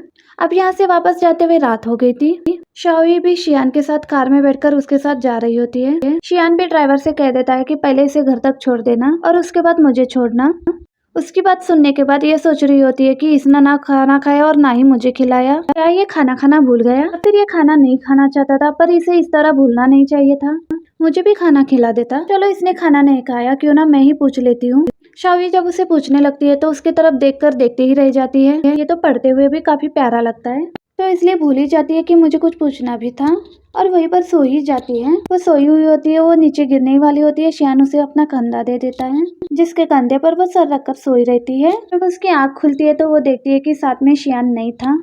ये देखते ही वो ड्राइवर से पूछने लगती है कि वो कहाँ गया है। ड्राइवर बोलता है कि उन्हें एक कॉल आया था, इसलिए उन्हें यहाँ से जाना पड़ा, तो आपका घर भी आ गया है। शावी बोलती है कि वो मुझसे जान छुड़ाना चाहता था, इसलिए यहाँ से भाग गया है, वरना इसको ऐसा क्या काम आ गया। ये सोचकर वो घर के अंदर चली जाती है, और शियान को दिखाया जाता है जिसे सच में काम आ गया होता है, क्योंकि उसे एक पर्सन मिस्टर जैन से मिलना था। उसी से मिलकर उसकी कंपनी के बारे में बात कर रहा होता है, क्योंकि उसकी कंपनी अब सेल होने वाली थी, और वो कंपनी कोई और बाय नहीं कर रहा था। शियान के पेरेंट की कंपनी, उसकी डैड की कंपनी, उसकी कंपनी को बाय करने वाली थी, क्योंकि वो नहीं चाहते थे कि इसकी कंपनी किसी और के हाथों में जाए। शियान उसे समझाने लगता है कि तुम्हें अपनी कंपनी को सेल नहीं करना चाहिए, बल्कि तुम्हें फाइनेंशियल क्राइसिस है ना, तो तुम्हें इसके बारे में सोचना चाहिए। किसी से इन्वेस्टमेंट लो और अपनी कंपनी को दोबारा से स्टार्ट करो। वो कहने लगता है कि मैंने इसके बारे में सोचा था, पर ऐसा कुछ भी नहीं हो सकता जहाँ तक मुझे लगता है। शियान कहने लगता है कि हम लोग मिलकर इसके बारे में सोचेंगे कि तुम्हें क्या करना चाहिए। असल में शियान तो उसकी हेल्प करना चाहता था, और शावी भी जो काफी ज्यादा थक चुकी थी, वो आकर अपने इंटरव्यू पर काम वगैरह कर रही होती है, क्योंकि कल उसे सबमिट भी करना होता है।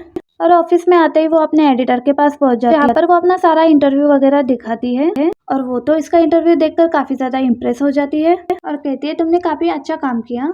और वो वॉइस के बारे में भी बताती है कि मैं रिकॉर्ड करके भी लेकर आई हूँ, और उसको मैं डिजिटल मैगजीन में यूज भी करवाना चाहती हूँ। तो वो बताती है कि हमारे पास इतना बजट नहीं है कि हम डिजिटल मैगजीन का कुछ कर पाए, तो इसके बारे में हम बाद में सोचेंगे।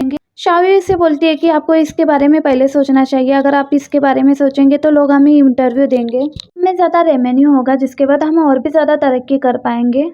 और उसका आइडिया तो एडिटर को काफी ज्यादा पसंद आता है। और यहाँ हमें शियान दिखाई देता है, जो काफी ज्यादा थका हुआ होता है। उसकी नजर कार की सीट पर पड़ी हुई शावी की इयरिंग पर जाता है, और यहाँ शावी जो अपने जगह पर आकर बैठी होती है, उसकी फ्रेंड नान उसके पास आकर कहती है कि क्या तुम्हें लिन पर गुस्सा नहीं आ रहा? उसने तुम्हारे काम को चुरा लिया, यहाँ तक तुम्हारे आउटलाइन को भी उसने चुरा लिया। अब आउटलाइन का सुनते ही वो सोचने लगती है कि क्या मतलब उसने मेरे क्वेश्चन को भी चुरा लिया। उसने भी इंटरव्यू में सेम क्वेश्चन किए होंगे, और मैंने भी इंटरव्यू में सेम ही क्वेश्चन पूछे थे, तो शियान ने तो मेरे क्वेश्चन के आंसर भी दिए। इसका मतलब उसने मुझे पागल बनाया था ना। उसने तो मुझे फील भी नहीं होने दिया कि उसने पहले भी यही क्वेश्चन के आंसर्स दिए थे। ये सुनकर उसकी फ्रेंड नान बोलती है कि वो कितना अच्छा है। शावी कहते हैं कि वो बिल्कुल भी अच्छा नहीं है, वो किसी को भी पागल बना सकता है। वो मुझ पर कितना हंसता होगा ना, मेरी कंपनी ने मुझे बताया भी नहीं, और मेरे कॉलीग ने ही मेरा काम चुरा लिया। अब मैं उसको फेस कैसे करूंगी? बेचारी शावी यही सोच सोच कर पागल हो रही होती है। यहाँ पर शियान दिखाया जाता है, वो अपना काम कर रहा होता है। उसका असिस्टेंट आकर उसे बता रहा होता है लाइन कंपनी की रिपोर्ट तो आ गई है, पर इस रिपोर्ट में मुझे ऐसा लग रहा है कि कुछ तो कमी है, जैसे कि इनके अकाउंट में इतने पैसे कहाँ से आ गए।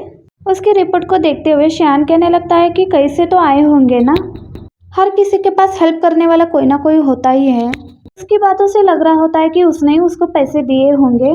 और शावी दिखाई देती है गेट पर खड़े होकर, और जाव आता है कार लेकर। फिर वो कहता है कि मैं तुम्हें छोड़ देता हूँ, और उसको देखकर वो कहने लगती है क्या तुम्हें ड्राइवर बनने का बहुत शौक है? तो तुम ड्राइविंग स्टार्ट कर लो ना, मेरी 2-3 फ्रेंड्स को भी लिया करो, इससे काफी अच्छा खासा कमा पाओगे तुम। उतने में ही वहाँ पर बाई आ जाती है। बाई उसका अच्छा खासा कर रही होती है।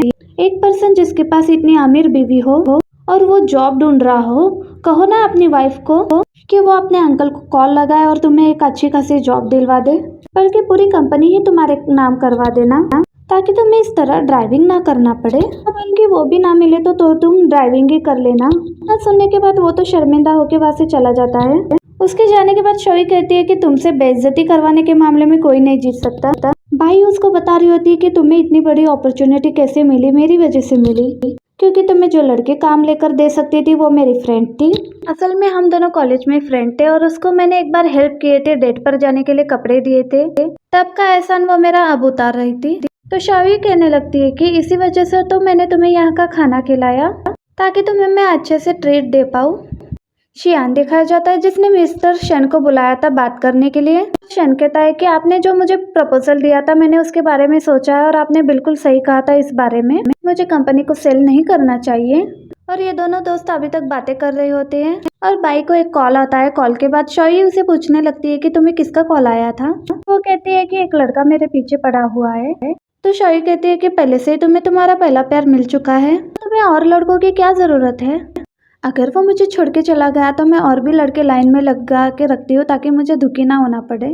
और वो शॉई को ये भी समझा रही होती है कि तुम्हें उससे सारी बातें क्लियर करनी चाहिए, उसके पास जाकर तुम्हें सारी बातों को क्लियर करना चाहिए कि क्या हुआ था, कैसे हुआ था, इस तरह तुम्हें माइनस ना हो। तो वो कहती है कि मैं उससे कैसे बात करूँ। तो वो एक किंजी बॉय के बारे में बता रही होती है कि वो कोई ना कोई चीज मेरे पास छोड़ जाता है और मुझसे मिलने के बहाने ढूंढता है, तो तुम्हें भी ऐसी कोई अपॉर्चुनिटी ढूंढ लेनी चाहिए। ये सोच रही होती है कि मैं तो कोई चीज भी छोड़कर नहीं आई तो मैं क्या करूँ, और ना ही उसका पर्सनल नंबर है। तो उसको याद आता है कि मैं अपना इयररिंग उसके कार में छोड़कर आई हूँ, तो मुझे उसी चीज का यूज करना चाहिए। इधर शियान दिखाया जाता है जो अपने कार में बैठा होता है और उसके हाथ में वही वाला इयररिंग होता है। उतने में ही शॉई का कॉल आ जाता है तो उसका असिस्टेंट उसकी बात शियान से करवा देता है। शियान से वो पूछने लगती है कि क्या तुम्हारे कार में मेरा इयररिंग मिला है। शियान बोलने लगता है कि नहीं मिला मुझे इयररिंग तुम्हारा, क्योंकि उसने उसका इयररिंग हाथ में पकड़ा होता है। तो वो कहते हैं कि प्लीज ढूंढो ना कहीं मिल जाएगा। वो कहता है कि नहीं मिला। वो कहती है कि वो इयररिंग मेरे लिए बहुत ज़्यादा इंपॉर्टेंट है और मैं वहाँ पर पहन के आई थी। तो शियान कहने लगता है कि तुम यहाँ पर पहनकर क्यों आई, अगर वो तुम्हारे लिए इतना इम्पोर्टेंट है तो कहीं पर पहनकर भी नहीं जाती हो। वो कहती है कि ये काम भी मेरे लिए इम्पोर्टेंट था इसलिए मैं पहनकर आ गई थी, और मेरी ग्रैंड मॉम मेरे पास होगी, मेरी ग्रैंड माँ ने मेरी माँ को दिया था और मेरे माँ के बाद वो मेरे पास ही है और हर मेरे इम्पोर्टेंट काम में वो मेरे साथ रहेगा। और शियान कहता है कि तुम्हारी दादी क्या तुम्हारी मॉम को प्लास्टिक का इयररिंग देके गई थी। शाओई कहते हैं कि हमारी फैमिली थोड़ी गरीब थी इसलिए वो ये देके गई थी और ये उनकी आखिरी निशानी है मेरे पास। ये सुनने के बाद वो अपने असिस्टेंट को फोन दे देता है कि उसे कहो कि हम भिजवा देंगे। असिस्टेंट बिल्कुल सेम ही बात कहने लगता है, लेकिन वो कहते हैं कि नहीं, उसके बगैर मुझे रात को नींद भी नहीं आएगी, मुझे अभी चाहिए, मैं लेने के लिए आ जाऊंगी, मुझे लोकेशन भेज दो। और फोन वहाँ पे कट हो जाता है तो वो लोग भी उसे लोकेशन भेज देते हैं और लोकेशन एक रेसिडेंटल एरिया की होती है। ये देखकर उसकी फ्रेंड बाई बोलती है कि उसने इतनी जल्दी लोकेशन भेज दी, वो भी अपने घर की, तुम्हें वहाँ नहीं जाना चाहिए। शॉई जो चुप रहती है वो कुछ भी नहीं बोलती और वो बोलती है कि मेरे पास मेरा अपना प्लान है और मैं जाऊंगी। ये कहकर वहाँ से जाती है और शियान जो घर पर आता है तो उसकी नीस बोलती है कि आप मेरे घर पर, और शियान बोलता है कि ये मेरा भी तो घर है ना, और वैसे भी तुम मुझसे बात करना चाहती थी इसलिए मैं तुमसे बात करने के लिए आ गया, और अपनी ये चीजें वगैरह समेट लो और जब तक मैं ना कहूँ तब तक रूम से बाहर मत आना। क्योंकि शियान को पता होता है कि यहाँ पर शाओई आने वाली है और उसके रूम में जाते से ही यहाँ पे शाओई दिखाई देती है और वो वहाँ पे बाहर मिरर में देखकर अपना कॉलर वगैरह ठीक कर लेती है और शाओई के आने से पहले मैगजीन पकड़ कर ऐसे बैठता है जैसे कि वो बहुत ही ज्यादा बिजी हो, और शाओई भी उसे देखकर चुप हो जाती है और कहने लगती है कि मैं तो बस यहाँ अपना इयररिंग लेने के लिए आई हूँ। शियान उसे कहता है कि तुम्हारा इयररिंग वहाँ पर पड़ा हुआ है और ये भी जाकर वहाँ पे अपना इयररिंग लेने वाली होती है और एक मैगजीन पर देख के पूछने लगती है कि आप भी इसी को लाइक करते हो, मैं भी इसी को लाइक करती हूँ। उतने में शियान को एक कॉल आता है जो उसके फ्रेंड क्वानलिंग कैप्टन का होता है और वो कहता है कि तुम आज के सारे काम कैंसिल करने के बाद तुम कहाँ पर चले गए, क्या तुम डेट पर चले गए, क्या तुम्हारी कोई गर्लफ्रेंड भी है, क्या तुम रिलेशन में आ गए हो। इतनी सारी बातें वो एक साथ ही पूछ लेता है। शियान उसके एक बात का भी जवाब नहीं देता और मैं बिजी हूँ कहकर कॉल कट कर देता है। क्वानली को तो यकीन हो जाता है कि ये रिलेशन में आ चुका है। अब उसका बिजी होना सुनकर शॉई भी उसे पूछने लगती है कि क्या तुम लियान कंपनी के काम में तो बिजी नहीं हो, क्योंकि मैंने सुना है कि तुम भी उस कंपनी को लेना चाहते हो और तुम्हारे पापा की कंपनी भी उस कंपनी को लेना चाहती है और एक और कंपनी भी है। अगर सब लोग उस कंपनी को लेना चाहते हैं तो आप लोग सब लोगों को साथ में मिलकर उस बारे में बात करनी चाहिए। और मुझे ये भी पता है कि आपकी कंपनी टेक्नोलॉजी वाली नहीं है, पर आप एक टेक्नोलॉजी कंपनी क्यों लेना चाहते हो। अगर आप कहो तो मैं आपके इंटरव्यू के साथ साथ इस मैगजीन की सीरीज भी बना सकती हूँ जिसमें सबकी एडवाइस भी लिखी होंगी, क्योंकि मेरा इंटरव्यू एक बार चैन के साथ भी होने वाला है और वॉनली के साथ भी होने वाला है। अगर आप कहते हो तो मैं आपका इंटरव्यू यूज करूंगी, वरना नहीं करूंगी, क्योंकि इस चीज से आपको भी फायदा होगा। अब इसकी बातें सुनने के बाद शियान उसके क्लोज आकर उसे पूछने लगता है कि तुम पीने में क्या पियोगी, और वो भी उसको देखते हुए लेमन टी बोल देती है और वो भी उसके लिए ड्रिंक बना रहा होता है और वो पूछता है कि इसमें आइस डालूं, तो वो उसको देखती ही रहती है और कुछ बोल नहीं पाती, और वो हाँ बोलती है तो उसको आइस वगैरह डालकर ड्रिंक ला कर देता है। और उतने में ही अंदर से एक लड़की की आवाज आती है। शॉई को लगता है कि ये इसकी गर्लफ्रेंड होगी और उसे कहती है कि अगर आपकी गर्लफ्रेंड ने मुझे देख लिया तो कुछ गलतफहमी हो जाएगी। वो कहता है कि क्या मतलब मेरी गर्लफ्रेंड। वो कहती है कि क्या आपकी गर्लफ्रेंड नहीं है, आसपास उसके कपड़े भी पड़े हुए हैं। वो कहता है कि मेरी कोई भी गर्लफ्रेंड नहीं है। तो वो कहती है कि अच्छी बात है, और ये कहता है कि क्या मतलब अच्छी बात है। तो शौर्य कहती है कि कोई भी गलतफहमी नहीं होगी, और वो कहता है कि कोई भी गलतफहमी नहीं हो सकती। हम यहाँ पर रुक जाते तब भी, क्योंकि ये लड़की कोई और नहीं मेरी नीस है। और नीस का नाम सुनते ही वो फौरन वहां से भाग जाती है, क्योंकि वो उस लड़के को फेस नहीं करना चाहती थी।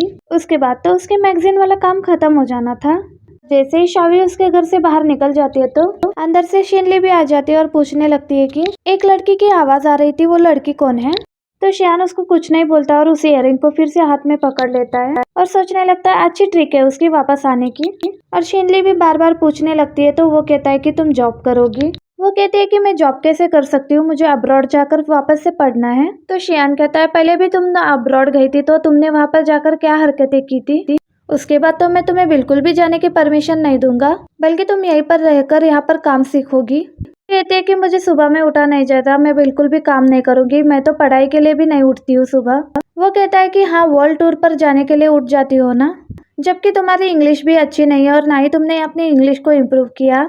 इंग्लिश ना आते हुए भी तुमने हर जगह को अच्छे से घूम लिया है। इतना अच्छे से पेपर की भी तैयारी कर लेती तो फेल होते होते पास ना होती। वो तो घर से जाने का सोच रही होती है तो वो कहता है कि इस घर में वापस आने नहीं दूंगा और पासवर्ड भी चेंज कर दूंगा। तो वो वापस से बैठ जाती है और बाई दिखाई जाती है जो शोई से फोन पर बात कर रही होती है और उसके पास एक लड़का आ रहा होता है। तो वो शोई को बाद में कॉल करूंगी कॉल कट कर देती है कि मैं तुमसे बाद में बात करूंगी। और वो लड़का भी उसके क्लोज आ रहा होता है तो उसे रोक कर वो कहने लगती है कि मैं अभी किसी और के पास जा रही हूँ, तुमसे बात नहीं कर सकती। ये कहकर वो वहां से चली जाती है।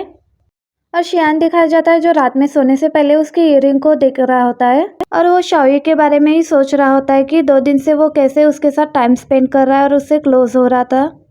और मॉर्निंग में जब शौर्य अपने काम पर आ जाती है तो उसकी फ्रेंड नान उसको बताती है कि लिन को एडिटर ने ऑफिस में बुलाया है, तो पता नहीं क्या बात हो रही होगी, कहीं उसको एक्सेप्ट तो नहीं कर लिया।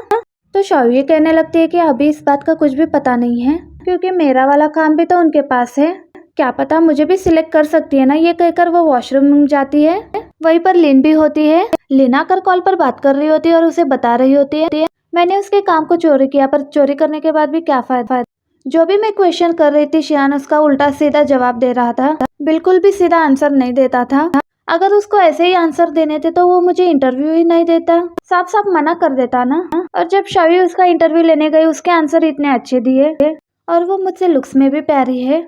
ये बातें कर रही होती है और देखती है कि शौर्य उसके पीछे ही खड़ी हुई है। ये देखते ही उसके हाथ से उसका मोबाइल गिर जाता है तो शौर्य उसका मोबाइल देने लगती है और कहने लगती है कि मोबाइल तो ठीक है और थैंक्स इतना अच्छा कॉम्प्लीमेंट देने के लिए। ये कहकर वहां से चली जाती है और डायरेक्टर एडिटर के रूम में आ जाती है। उसको देखकर बताने लगती है कि उसके बारे में पता चल गया कि उसने किस तरह तुम्हारे काम को चोरी कर उसको यूज किया था और उसका काम तुम्हारे काम जितना अच्छा भी नहीं था, इसलिए उसको वार्निंग दे दी गई है। शौर्य कहती है कि बस वार्निंग दी, उसको फायर क्यों नहीं किया। क्या मतलब मैं उसको फायर क्यों करूं, अगर मैं उसको फायर करती हूँ तो उसका करियर तबाह हो जाएगा और उसको कोई भी काम पर नहीं रखेगा, क्योंकि सबके मुंह पर यही वजह होगी कि उसने काम चुराया था, जिसकी वजह से उसको फायर कर दिया गया। तो मैं किसी के साथ ऐसा नहीं करना चाहती, इसलिए तुम्हें भी उसको माफ कर देना चाहिए। तो वो भी माफ करने के लिए मान जाती है और वहां से जा रही होती है और कहने लगती है कि एक प्यारी लड़की एक न्यू काम के लिए जा रही है, वही जो कॉम्प्लीमेंट लिन ने इसको दिया था। अब उसके वहां से जाने के बाद एडिटर भी किसी से कॉल पर बात करने लगती है और बताने लगती है कि मैं अपने ही जैसी लड़की के साथ बात कर रही थी, जैसे मैं थी यंग एज में, वो भी बिल्कुल मेरी तरह है। और फिर शौर्य दिखाई जाती है जो शन का इंटरव्यू ले रही होती है, उससे बातें वगैरह कर रही होती है और इसी तरह उसका इंटरव्यू चलता रहता है। और शियान दिखाई देता है जो सुबह उठकर खाना वगैरह बनाकर टेबल पर रखा हुआ था। शिनली तो जल्दी से खाना खाने के लिए आती है और कहने लगती है कि एक कंपनी का सीईओ होकर भी आप कितना अच्छा खाना बना लेते हो अंकल। तो वो कहता है कि अच्छे से खाना वगैरह खा लो और तुम्हें काम पर भी जाना है। वो कहती है कि क्या मतलब मुझे काम के लिए जाना है, मुझे और भी काम है। ये कहकर वहां से जाने लगती है, लेकिन शियान की धमकियों के साथ वो वापस आकर बैठ जाती है और वापस से खाना खाने लगती है। यहाँ तक कि शियान उसको खुद ही जॉब तक के लिए छोड़ने आता है और जब तक वो अंदर नहीं चली जाती वो वहां से नहीं जाता। और उसके अंदर जाते ही शियान देखता है कि शौर्य भी काम के लिए आ गई है और उसको लिफ्ट से काम पर जाते हुए देखता है। कंपनी में आने के बाद उसे पता चलता है कि कंपनी में न्यू इंटर्न्स आई हुई है और उसकी फ्रेंड कहती है कि क्या तुम किसी को अपने असिस्टेंट रखोगी? वो कहती है कि नहीं, मैं किसी को भी नहीं रखूंगी। और वो एडिटर से मिलने जाती है तो एडिटर उसे बताती है कि एक न्यू इंटर्न वाली लड़की को तुम्हारी असिस्टेंट बना दी गई है, अब तुम्हें उसको काम सिखाना है। तो वो कहती है कि नहीं नहीं, मेरे पास बहुत सारा काम होता है। और एडिटर भी कहती है कि इसलिए तो मैंने तुम्हें वो लड़की दी है ताकि तुम्हारा काम कम हो जाए। पर शॉई तो अभी भी नहीं मान रही होती है। तो वो कहती है अगर मैं तुम्हें कंपनी के हिसाब से बताऊँ तो मैंने सिर्फ तुम्हें एक काम दिया है जो तुम्हारी हेल्प करेगी, और पर्सनली कहूँ तो मैं तुम्हें एक फेवर दे रही हूँ, इसको फेवर समझ के ले लो। ये सुनने के बाद शॉई उसकी बात को मान जाती है और उसके सीवी को लाकर अपनी फ्रेंड नान को भी दिखा रही होती है। उसकी सीवी को पढ़ते हुए उसकी फ्रेंड बताती है कि ये तो एक रिच फैमिली से है, क्योंकि उसने एक अच्छी यूनिवर्सिटी से तो पढ़ा है, तो मतलब माँ बाप की बिगड़ी हुई औलाद होगी। इसका मतलब तुम तो उसको डांट भी नहीं सकती और कुछ कह भी नहीं सकती। अब शॉई तो इन बातों को सुनकर अपना सर पकड़कर बैठ जाती है कि अब मैं क्या करूंगी। लिन दिखाई जाती है शॉई की राइवल, जिसको अच्छी खासी एक इंटरव्यू मिल जाती है और वो इंटरव्यू लेने के लिए आ जाती है। और जिसका इंटरव्यू लेना होता है वो कोई और नहीं, ग्वानली कैप्टन का होता है। ग्वानली उसको इनवाइट भी करता है, अगर तुम्हें हॉर्स राइडिंग करनी है तो राइडिंग सूट पहन लो, हम राइडिंग करते हैं। पर वो कहती है कि मुझे नहीं करनी, पर हम कहीं पर बैठकर कॉफी पी लेते हैं और वहीं पर हम इंटरव्यू भी कर लेंगे। और वो कहता है कि कहीं और जाने की क्या जरूरत है, यहीं पर बैठकर कॉफी पीते हैं ना, यहाँ की कॉफी भी बहुत अच्छी है। और यहाँ शिन दिखाई जाती है जो ग्वानली को कॉल करती है, मतलब अपने अंकल के ब्रदर इन लॉ को। वो उन्हें अपने सारे सिचुएशन के बारे में बता रही होती है कि उन्होंने मुझे जेल में भेज दिया है।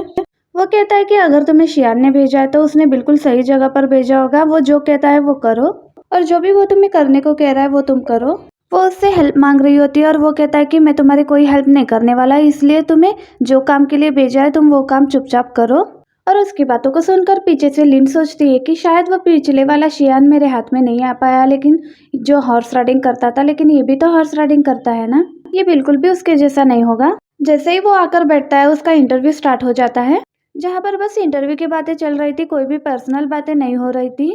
और लास्ट में लिन उसे उसका नंबर पूछती है, पर वो अपना नंबर नहीं देना चाहता था, इसलिए वो वहाँ से उठकर चुपचाप हॉर्स राइडिंग करने चला जाता है। और शियान दिखाई देता है जो अपना काम कर रहा होता है और उसका असिस्टेंट आकर उसे बताने लगता है कि चंग के पास इतने पैसे कहाँ से आ गए, वो पता लग गया है उसको और कोई नहीं मिंग्यू ने दिया है। ये बात शियान को पहले से ही पता होती है कि उसको पैसे मिंग्यू ने दिए हुए हैं। तो असिस्टेंट कहने लगता है कि आपको पता था तो आपने पहले क्यों नहीं बताया। फिर वो प्रोजेक्ट के बारे में बताने लगता है कि अगर उसमें मिंग्यू ने पैसे लगाए तो वो प्रोजेक्ट उसके लिए बहुत इंपॉर्टेंट होगा और बहुत अच्छा प्रोजेक्ट होगा, तो हमें उस प्रोजेक्ट को ले लेना चाहिए, क्योंकि उस प्रोजेक्ट से हमें भी फायदा होगा अगर मिंग्यू को फायदा हो रहा होगा। तो शॉई जो अपना काम कर रही होती है तो उसको अपनी न्यू इंटर्न से मिलवाया जाता है। शॉई भी उससे मिलने के बाद उससे हैंडशेक करती है और अपने पास आने के लिए उसे वेलकम भी करती है। और ये शिन कोई और होती है और उसके एक्स बॉयफ्रेंड की जो गर्लफ्रेंड होती है वो भी कोई और होती है, दोनों का नाम सेम होता है, शिन ही होता है। अब सारा दिन शिन मोबाइल यूज करती है, उसको मोबाइल यूज करते देखकर नान जो शॉई को बोलती है कि उसको कोई काम दो, वो सारा दिन मोबाइल ही देख रही है, पर फिर भी शॉई उसको कोई काम नहीं देती और इन दोनों को बातें करते देख वो अपना मोबाइल साइड में रख देती है और पाव से गिफ्ट उसके पास कर देती है और शॉई भी पाव से उसकी गिफ्ट उसके तरफ वापस कर देती है। इन दोनों के बीच यही चल रहा होता है, वो उसको गिफ्ट दे रही होती है और वो उसको वापस कर रही होती है। और फिर शिन सोचती है कि उसको हैंड टू हैंड ही देना चाहिए और फिर उठकर वो उसको गिफ्ट देने लगती है और कहती है कि हम फ्यूचर में अच्छे से काम करेंगे। वो कहती है कि मुझे गिफ्ट की जरूरत नहीं है, तुम बस अच्छे से काम कर लेना और कुछ ही महीनों में तुम्हारे काम से पता चल जाएगा कि तुम कैसा काम करती हो, तुम्हें रखना चाहिए या नहीं रखना चाहिए। और उसको एक काम दे देती है कि इसमें देखकर इसमें से क्वेश्चन और चीजों को अलग कर दो। अब उसके काम को देते हुए देखकर ये सोचने लगती है कि लोग गिफ्ट देने पर थैंक्स बोलते हैं और ये तो मुझे काम दे रही है, पर फिर भी वो उस ऑडियो को सुनने के लिए बैठ जाती है और देखती है कि ये इंटरव्यू किसी और का नहीं बल्कि उसके अंकल का है। और फिर देखती है कि 2 घंटे का इंटरव्यू और फिर सोचती है कि अंकल तो कभी किसी से इतने अच्छे से बात नहीं करते और वो भी 2 घंटे के लिए बातें की, ऐसा नहीं हो सकता। और 2 घंटे का देखकर उसकी हालत खराब होती है और वो अपने अंकल के असिस्टेंट को बातें करने लगती है, पर शियान उसकी हाथ से मोबाइल ले लेता है और बोलता है कि अगर तुमने इससे हेल्प ली तो इसे भी तुम्हारे पास ही भेज दूंगा काम करने के लिए। और उसको काम के लिए वापस से जाना पड़ता है और फिर शियान दिखाया जाता है जो कि चैंग के पास पहुंच जाता है उसकी मीटिंग के लिए, जबकि वो इनवाइट भी नहीं था और आकर सॉरी बोलता है, मैं बिन बुलाए मेहमान बनकर आ गया, क्योंकि वो तो यहाँ असल में उसकी प्रोजेक्ट लेने के लिए आया था। इसलिए बात करने लगता है कि क्या तुम यहाँ पर कोई कॉन्ट्रैक्ट साइन करने वाले हो। पर जेन को कहता है कि तुमको इस कॉन्ट्रैक्ट साइन करने से पहले मैं तुम्हें एक सजेशन देना चाहता हूँ, अगर तुम इनके साथ कॉन्ट्रैक्ट साइन करोगे तो ये तुम पर बहुत ही ज़्यादा बर्डन डालेंगे, बहुत ही ज़्यादा प्रेशर डालेंगे ताकि तुम इनको ज़्यादा से ज़्यादा काम करके दिखाओ। पर ये तुमसे 3 गुना से ज़्यादा पैसे वसूल कर लेंगे और ये तुम पर बोझ नहीं होगा, तुम्हारे वर्कर्स पर भी दबाव होगा ताकि उनको भी इनके पैसे वापस करने हैं। और मैं भी तुमको एक डील देता हूँ कि तुम्हें मेरी कंपनी से पैसे भी मिलेंगे और किसी भी चीज़ का दबाव नहीं होगा। तुम अपनी मर्जी से अपनी कंपनी को चला सकते हो और कोई भी तुम्हारी कंपनी पर कोई हक नहीं जताएगा। और तुम भी कुछ ऐसा ही चाहते हो ना। इसकी बातों को सुनने के बाद चैन कहता है कि मुझे कुछ टाइम चाहिए सोचने के लिए, ताकि मैं अपने वर्कर से पूछ सकूं कि मुझे क्या करना चाहिए। यहाँ तक कि मिन्हो को भी सॉरी कह देता है और मिन्हो को तो गुस्सा आने लगता है कि अब ये प्रोजेक्ट मुझे नहीं मिलेगा और वो वहाँ से उठकर चला जाता है। और शियान को भी अभी तक ये प्रोजेक्ट नहीं मिला था। और यहाँ हमें शिन दिखाई जाती है जो अपना काम कर रही होती है, साथ में ऑडियो और साथ में टाइपिंग वाला। और तभी उसके हाथ से पानी भी गिर जाता है जिसको साफ करते करते उसका पीसी भी बंद हो जाता है और उसकी इतने टाइम की मेहनत ज़ाया हो गई थी। ये देखकर वो कहती है कि मैं ड्राफ्ट को वापस कैसे लेकर आऊँ। और ये बात शोयू को सुनाना चाहती है, बल्कि शोयू उसकी बात सुनती भी नहीं है और ना ही उसकी तरफ देखती है। अब ये तो वहाँ से उठकर जाने लगती है और उतने में उसे याद आता है कि अंकल ने कहा था कि अगर तुम काम से पहले वापस आ गई तो तुम्हारे लिए घर के दरवाजे बंद है। और इतना याद आने के बाद वो वापस से अपना काम करने के लिए बैठ जाती है और अपना काम खत्म करते ही उसका ऑफिस से जाने का टाइम हो जाता है तो वो शोयू को बिना बताए ऑफिस से चली जाती है घर के लिए। और लिन यहाँ आ जाती है अपने न्यू इंटर्न से मिलवाने के लिए। सबको मिलवाने के बाद वो शोयू से पूछती है कि तुम्हारी इंटर्न कहाँ गई है। और वो देखती है और बोलती है कि अगर छुट्टी का टाइम हो गया तो वो ऑब्वियसली घर ही जाएगी ना, तो मैं क्यों उसे रोकूंगी। और वो अपनी इंटर्न को ओवर टाइम करवाने के लिए वहाँ से लेकर जाती है। और उसके वहाँ से जाते ही नानुस को बताती है कि उसकी न्यू इंटर्न जो है वो टॉप की है और अच्छी यूनिवर्सिटी से भी पढ़ी हुई है और साथ ही साथ गोल्ड मेडलिस्ट भी है। बहुत सारे अवार्ड्स वगैरह भी उसे मिले और इसका मतलब वो बहुत अच्छा काम करेगी, तो मुझे भी ज्यादा काम करना होगा, कहीं ऐसा ना हो जाए वो मेरी जगह ले ले। और इधर शिन दिखाई जाती है जो घर पर वापस आ गई थी और ग्रैंडपा के साथ बैठकर खाना खा रही थी और बोलती है कि मैंने आज बहुत मेहनत की है। ग्रैंडपा भी उसको खाना दे रहे होते हैं और यहाँ पर शियान भी आ जाता है और शिन कहता है कि इसने ज्यादा काम नहीं किया होगा जिस तरह ये खा रही है। और शिन कहने लगती है कि ग्रैंडपा ये तो मुझे कहीं से भी ब्लड रिलेशन के नहीं लगते, आपने मुझे कितने अच्छे से खाने के लिए पूछा और ये मेरा खाना गिनवा रहे हैं, कहीं से भी मेरे अंकल नहीं लगते। और फिर बताती है कि जो मुझे काम सिखा रही है वो ना ही मेरी तरफ देखती है और ना ही मुझे कुछ बताती है मुझसे कुछ गलत हो जाए तो, बल्कि मुझे 2 घंटे की रिकॉर्डिंग दी और कहा कि इसमें से क्वेश्चंस निकाल कर मुझे दे दो और यही काम कर करके मैं यहाँ आई हूँ। ग्रैंडपा को भी लगता है कि उसने तुम्हारे साथ गलत किया है, वो तो बुली कर रही है और पूछने लगती है कि तुम्हारी सीनियर कौन है। और वो बताती है कि उसका नाम जैंग शोई है। अब जैंग शोई का नाम सुनते ही शियान को पता लग जाता है कि ये किसकी बात कर रही है। तुम्हें उससे काम सीखना चाहिए, जैसा तुम समझ रहे हो वो बिल्कुल भी वैसी नहीं है, वो बहुत ही अच्छी लड़की है और बहुत ही ज्यादा हम्बल है। और शियान कहने लगता है कि वो सभी जर्नलिस्ट में से बेस्ट जर्नलिस्ट है और वो जो भी काम देती है तुम्हें उससे काम सीखना चाहिए, ना कि उसके कंप्लेंट्स आकर घर में करनी चाहिए। तुम उससे सीखोगी तो बहुत आगे जाओगी। यही बात वो ग्रैंडपा से कहने लगता है। शोई दिखाई जाती है जिसे एडिटर की तरफ से मैसेज रिसीव होता है कि तुम्हारा ड्राफ्ट काफी अच्छा है, उन लोगों ने सिलेक्ट भी कर लिया है और अब वो इसलिए शियान को भेजने वाले हैं। और ये मैसेज देखने के बाद वो सोचने लगती है कि अगर मेरे पास कोई चार्ट या उसका पर्सनल नंबर होता तो मैं खुद ही भेज देती और मुझे भी पता लग जाता कि वो किस तरह के कमेंट्स कर रहा है। शियान दिखाई जाता है जो अपने ग्रैंडपा के साथ बैठकर टी पी रहा होता है और उसके ग्रैंडपा कहते हैं कि मैंने सुना है कि तुम मिंग्यू के साथ मुकाबला डालकर बैठे हो, तो मैं तुम्हें एक बात बता दूं कि तुम उसकी बात को अच्छे से सुना करो और उसके आइडिया को भी देखा करो, क्योंकि वो काफी पहले से काम कर रहा है और उसका काम भी काफी अच्छा होता है और कोई भी काम के लिए उस पर गुस्सा मत हुआ करो। शियान ये बात सुनने के बाद अपने प्रोजेक्ट के बारे में ग्रैंडपा को बताने लगता है। ग्रैंडपा तो उसके काम से काफी खुश हो जाते हैं और शियान भी अपने ग्रैंडपा के घर से बाहर चला जाता है, क्योंकि वो बस इतने टाइम के लिए ग्रैंडपा से मिलने के लिए आया था। और घर में आने के बाद वो देखता है कि उसको वो ड्राफ्ट रिसीव हो गया था, उसको बैठकर पढ़ने लगता है। उतने में उसको एक मैसेज भी आ जाता है और यहाँ पे ग्वानली दिखाया जाता है जो कुछ लड़कियों के साथ पार्टी कर रहा होता है, क्लब में बैठा होता है और वहाँ पे बाई भी आ जाती है और बाई उसे वहाँ कुछ लड़कियों के साथ देख लेती है और उसे बुरा लगता है, तो वो वहाँ पर उसके सामने जाती है और बोलती है कि तुम यहाँ क्या कर रहे हो इन लड़कियों के साथ। और ग्वानली उसे देखकर अपना ड्रिंक का ग्लास नीचे रख देता है और खड़ा हो जाता है। तब बाई उसका हाथ पकड़कर उसे साइड में लेकर जाती है और बोलती है कि तुम्हारी लाइफ में तो बहुत सारी लड़कियां हैं और तुम्हें उन्हीं के साथ टाइम स्पेंड करने में अच्छा लगता है, ना कि मेरे साथ। और वो बोलता है कि मेरी लाइफ में एक ही लड़की है और वो सिर्फ तुम हो। और वो उसे बिलीव नहीं होता है और वो उसका हाथ छुड़वाकर वहाँ से जाने लगती है। और शोई जो अपने दोस्त को बता रही होती है कि हमने अपना ड्राफ्ट भेज दिया है और जल्दी अप्रूव भी हो जाएगा। और शिन ये बातें सुन रही होती है और सोचती है कि मेरे अंकल जल्दी किसी भी काम को अप्रूव नहीं करते, चाहे रिजेक्ट जल्दी कर दे। थोड़ी देर बाद शोई उस ईमेल को पढ़ लेती है। शियान ने उस ड्राफ्ट को रिजेक्ट कर दिया होता है। ये देखकर वो थोड़ी परेशान हो जाती है और सोचती है कि ऐसा क्या था जो उसने रिजेक्ट कर दिया है। और शिन यहाँ स्माइल कर रही होती है और वो समझ जाती है कि उसने रिजेक्ट कर दिया होगा। एडिटर डायरेक्टर जो सबके साथ मीटिंग कर रही होती है, मीटिंग होने के बाद तो वो सबको भेज देती है, पर शौर्य को अपने पास बिठा लेती है। उससे बात करने लगती है कि तुम्हें अपने ड्राफ्ट के ऊपर काम करना होगा और ये भी पता लगाना होगा कि उसमें ऐसा क्या गलत है कि उसने तुम्हारे ड्राफ्ट को रिजेक्ट कर दिया। उन्हें वो बताती है कि मेरे पास उनका कोई पर्सनल कांटेक्ट नहीं है, तो मैं उन्हें कैसे कांटेक्ट करूंगी, और उन्हें मेरे ड्राफ्ट में क्या चीज पसंद नहीं आई और मैं अपने आप को चेंज भी करूंगी। तो वो कहती है कि इतनी सी बात, मैं तुम्हें अभी उसकी वीचैट भेज देती हूँ। और शियान दिखाया जाता है जो यू के साथ रॉक क्लाइंबिंग के लिए आया होता है और उसके साथ बहुत एंजॉय भी करता है, और फिर वह दोनों बैठकर बातें भी कर रहे होते हैं। और यू उसे बताने लगता है कि मैंने सेंग की कंपनी के लिए मिस्टर ब्रूस से बात की थी और मुझे ये भी पता है कि उसकी कंपनी में जो भी प्रॉब्लम्स चल रही है उससे मिस्टर ब्रूस के अलावा कोई भी सॉल्व नहीं कर सकता है। उतना अच्छा कोई भी इस टेक्नोलॉजी में नहीं है, तो तुम्हें भी उसके साथ बात करनी चाहिए। तो शियान पूछने लगता है कि वो किस तरह का इंसान है। तो यू बताता है कि वो बात तो जल्दी कर लेगा पर उसको मनाना बहुत ही मुश्किल काम है। वो इस तरह का पर्सन है कि उसको काफी जगह से ऑफर्स भी आए थे, यहाँ तक कि फॉरेन कंपनीज से भी, और उसने सबको रिजेक्ट कर दिया। तो यहाँ से तुम अंदाजा लगा सकते हो कि वो जल्दी मानने वालों में से नहीं है। तुम्हें उसको मनाना होगा और मुझे पता है कि तुम्हारे अलावा ये काम और कोई कर ही नहीं सकता। अब ये तुम पर है कि तुम क्या करते हो। शियान कहता है कि थैंक यू विश्वास रखने के लिए कि मैं ये कर सकता हूँ। शाओ जो शियान को मैसेज करने के बाद देख रही होती है कि अभी तक उसने रिप्लाई क्यों नहीं किया। क्या मेरा मोबाइल इतना बेकार है कि वो एक रिप्लाई भी नहीं कर सकता? ऐसा मोबाइल का क्या फायदा जो किसी से बात भी नहीं करवा सकता। इसी वजह से उसको गुस्सा आने लगता है और वो शियान के असिस्टेंट को कॉल लगाती है और उसे कहती है कि जैसे ही आपके बॉस फ्री हो जाए तो मेरी उनसे बात करवा देना, मुझे उनसे बहुत ही इंपॉर्टेंट बात कहनी है।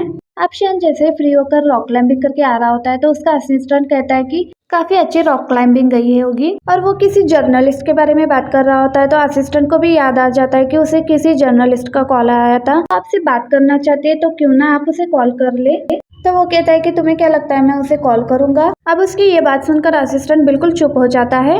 शौवी दिखाई जाती है जो बैठकर उसके कॉल या मैसेजेस का वेट कर रही होती है। तभी उसको एक मैसेज रिसीव होता है कि मुझे मेरे वर्किंग आवर में तंग मत किया करो, अगर आपको कोई बात करनी हो तो मुझे प्राइवेट में आकर मिलकर बात कर सकती है। अब इसको तो ये बात बिल्कुल भी समझ नहीं आती, और उतने में उसकी फ्रेंड का मैसेज आता है और वो बताती है कि तुम्हारे बारे में कॉलेज ग्रुप में बातें चल रही है। कॉलेज ग्रुप चैट ओपन करने के बाद उसे पता चलता है कि उसके एक्स बॉयफ्रेंड के बारे में बातें कर रहे थे। इतने सालों से वो इसके पीछे था, पर उस लड़की के लिए उसने इसको क्यों छोड़ दिया, और वैसे भी वो इतनी प्यारी नहीं थी, अच्छा ही हुआ उसे छोड़ दिया। इसको ग्रुप में फुल ट्रोल किया जाता है और ये भी किसी मैसेज का रिप्लाई नहीं देती। उसकी फ्रेंड प्राइवेट चैट में आकर उसे कहती है कि तुम किसी के जवाब का क्यों रिप्लाई नहीं दे रही। तो वो कहती है कि मैं अपने काम में काफी बिजी हूँ, और वो उस मैसेज के बारे में भी उसको बताती है और बाई समझ जाती है कि इसका क्या मतलब है। तो बाई उसे कहती है कि तुम जाकर उसे प्राइवेट में मिलो ना। तो वो सोचती है कि प्राइवेट में मैं कैसे जाकर मिलूँ, मेरे पास कोई भी रीज़न नहीं है। तो उसको याद आ जाता है कि उसकी ईयरिंग उसके पास अभी भी है, तो ये रीज़न काफ़ी है मुझे उससे दोबारा मिलने के लिए। तो वो वहाँ से चली जाती है उससे मिलने के लिए, और वो भी अपने फुल स्टाइल और एटीट्यूड में वो मिलने के लिए जाती है। और इधर शियान दिखाई देता है जो अपना काम खत्म कर कर घर के लिए निकल रहा होता है। पीछे से उसका असिस्टेंट बोलता है कि आप इतनी जल्दी घर जा रहे हो, घर पर जाकर के आप मिस शियान का वेट करने वाले हो। ये सुनते ही वो वहीं पर रुक जाता है और हमारे एपिसोड का यहीं पर एंड हो जाता है।